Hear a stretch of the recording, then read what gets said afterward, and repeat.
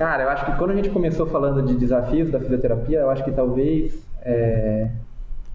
a gente desenvolver testes clínicos funcionais que tragam boas respostas para a gente, isso é um desafio que a gente ainda é um abacaxi que a gente precisa descascar ainda. Tá? Eu trabalho nos laboratórios de biomecânica do HC, então eu faço avaliação funcional quase que todos os dias, mas eu faço muito de membro inferior.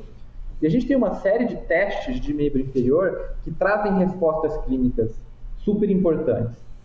Então, eu vou dar um exemplo para vocês. A gente faz avaliação, todo paciente que faz cirurgia de ligamento lá no HC, passa por uma avaliação com a gente antes da cirurgia, com 3 meses, com 6 meses e com 1 ano depois. E a gente usa esses testes funcionais para direcionar a reabilitação desses pacientes. Então, a gente tem testes que direcionam isso de maneira muito objetiva.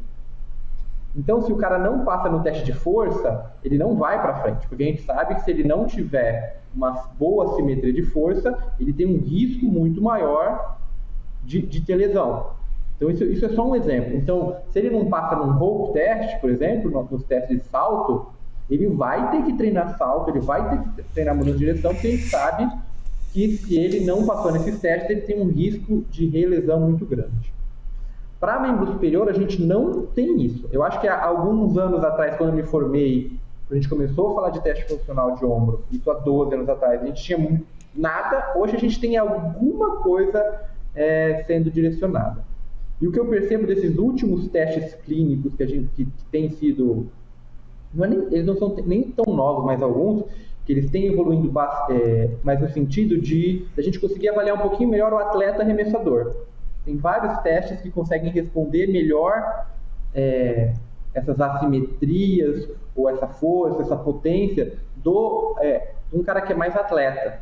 Pelo menos um perfil que pratica bastante atividade física.